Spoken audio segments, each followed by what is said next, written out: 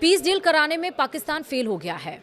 अब जिनपिंग सामने आ गए हैं और चीन ने एटलीस्ट 4 ऐसे फॉर्मूले सामने रखे हैं जिससे सुलह हो सकती है। पाकिस्तान, इस्लामाबाद में ये बात हुई, 21 घंटे तक बातचीत चली और उसके बाद जो नतीजा रहा वो असफल रहा। तो आखिरकार चीन कौन सा ये 4 फॉर्मूला रख रहा है जिस युद्ध से सब परेशान हैं, वो फॉर्मूला अगर अपनाया जाए तो सुलह हो सकती है। चलिए इस वीडियो में हम यही समझते हैं। नमस्कार, आप देख रहे हैं न्यूज़ 18 का डिजिटल प्लेटफॉर्म। मैं हूं आपके साथ श्रुति श्रीवास्तव। शी जिनपिंग ने स्थायी शांति पर जोर दिया है। इसके लिए उन्होंने किसी भी देश पर हमला न करने की बात कही है। जिनपिंग ने खाड़ी देशों की संप्रभुता की रक्षा की भी मांग की है। इतना ही नहीं, जिनपिंग ने कहा कि ईरान की सरकार को स्वीकार करना होगा, तभी बात बन सकती है। और ईरान जंग में पहली बार जिनपिंग के में कोई बयान दिया है। विस्तार से समझते हैं। ईरान और अमेरिका जंग में पहली बार चीन के राष्ट्रपति शी जिनपिंग ने सार्वजनिक टिप्पणी की है। यूएई के क्राउन प्रिंस से मुलाकात के दरमियान जिनपिंग ने मध्य पूर्व में शांति समझौता कराने में रचनात्मक भूमिका निभाने की बात कही।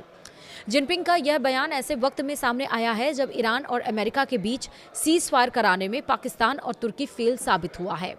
समाचार एजेंसी शिन्हुआ के मुताबिक जिनपिंग ने समझौते का 4 फॉर्मूला रखा है। चीन के राष्ट्रपति का मानना है कि इसी से खाड़ी में शांति आएगी, बाकी सब बातें धीरे धीरे होती रहेंगी। जिनपिंग ने कहा कि संवाद के जरिए ही शांति आ सकती है। वहीं जिनपिंग ने जो सुलह का फॉर्मूला सुझाया है वो ये है। पहला, अपने भाषण में शी जिनपिंग ने जंगल राज का जिक्र किया। उन्होंने कहा कि दुनिया दोबारा जंगल राज की तरफ नहीं लौट सकती। ताकतवर देशों को संयम बरतना चाहिए। जिनपिंग ने किसी भी तरह के हमलों को तुरंत रोकने की अपील की। दूसरा, जिनपिंग ने कहा कि ईरान की सरकार को स्वीकार करना होगा, तभी समाधान निकलेगा।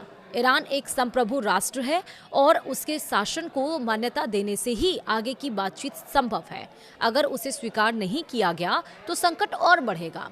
तीसरा, सुलह के फॉर्मूले के तहत जिनपिंग ने कहा कि खाड़ी देशों को एक दूसरे पर हमला नहीं करना चाहिए और न ही हमले की किसी साजिश में शामिल होना चाहिए। ऐसा करने से स्थिति और बिगड़ सकती है। वहीं चौथा, जिनपिंग ने स्थायी शांति पर जोर दिया। उनके अनुसार संवाद बढ़ाने की जरूरत है ताकि समस्या का समाधान निकले। दबाव डालकर शांति नहीं लाई जा सकती है। तो ये 4 फॉर्मूला जिनपिंग की तरफ से सुझाए गए। वहीं आखिरकार जिनपिंग का बयान जो अभी तक शांत था, यूएई से मुलाकात के बाद क्यों अहम माना जा रहा है? जंग के बीच पहली बार जिनपिंग ने ईरान और अमेरिका को लेकर कोई बयान दिया है।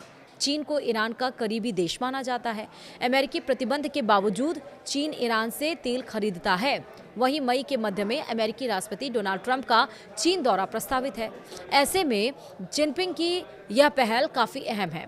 पिछली बार चीन के कहने पर ही ईरान वार्ता के लिए तैयार हुआ था और इसके बाद पाकिस्तान की राजधानी इस्लामाबाद में एक बैठक आयोजित की गई थी। हालांकि इस बैठक में शांति समझौते को लेकर बात नहीं बन पाई थी, लेकिन अब 4 फॉर्मूला चीन की तरफ से समझाया गया है, जिसमें साफ तौर पर यह बताया जा रहा है कि ईरान की शर्तों को मानना होगा।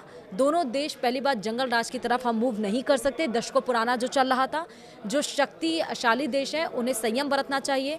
दोनों खाड़ी देशों को आपस में युद्ध नहीं करना चाहिए। और सबसे अहम बात चीन इसलिए कर रहा है क्योंकि इस्लामाबाद में जो 21 घंटे बातचीत चली, उसके बाद से यही सब पूरी दुनिया की नजरें टिकी हुई थी कि सीज फायर के बाद ये युद्ध रुकेगा। लेकिन 21 घंटे के बाद भी आप सोचिए कि कोई नतीजा नहीं निकला और सबसे ज़्यादा टेंशन वाला पॉइंट जो बना वो स्ट्रेट ऑफ हॉर्मुज़ बना। अमेरिका का बयान इस पर आ गया कि स्ट्रेट ऑफ हॉर्मुज़ पर अब जो समय दिया गया था वो समय सीमा खत्म हो चुकी है। अब नाकेबंदी की जाएगी और अमेरिकी सैनिक वहाँ पर डिप्यूट कर दिए। अमेरिकी जो सैनिक हैं, जो नेवी है, वो वहाँ से देख रही है कि कौन से जहाज जा रहे हैं। अगर ईरान वहाँ पे टोल टैक्स ले रहा है तो वो भी जहाज को ना देने दिया जाए। ये सारी निगरानी अब अमेरिका कर रहा है। हालांकि जब सीज फायर हुआ था 2 हफ्ते का, तो उसमें ये भी बोला गया था कि ईरान अब यूरेनियम संवर्धन नहीं करेगा, नहीं बनाएगा और सैटेलाइट के जरिए ईरान की सारी गतिविधियों पर नजर रखी जाएंगी और अमेरिका ईरान मिलकर काम करेंगे। लेकिन ये सारी चीजें एक तरफ हो जाती हैं जब इजराइल लेबनान पर लगातार हमले करता है, दक्षिण लेबनान पर हमले जारी रखता है और इसमें ईरान ये कहता है कि ये सीज फायर का उल्लंघन है। हमले के बाद बातचीत अगर करने की बात कही जा रही है तो वो धोखा है और लेबनान का साथ हम नहीं छोड़ सकते। लेबनान पर हमले बंद किए जाने चाहिए। अमेरिका का इस पर रिएक्शन आ जाता है कि लेबनान पर हमले नहीं बंद होंगे और इस सीज फायर में या शर्तों में लेबनान का जिक्र नहीं था। वो दूसरी बात है, इस पर अलग से बात की की जाएगी। लेकिन 4 फॉर्मूला जो चीन की तरफ से सुझाया गया है, चीन के ही कहने पर ईरान तैयार हुआ था बातचीत करने के लिए। क्या इन 4 फॉर्मूलों को अब अमेरिका, इजरायल और ईरान मानेगा, ये देखने वाली बात ज़रूर होगी। फिलहाल वीडियो में इतना ही। नमस्कार।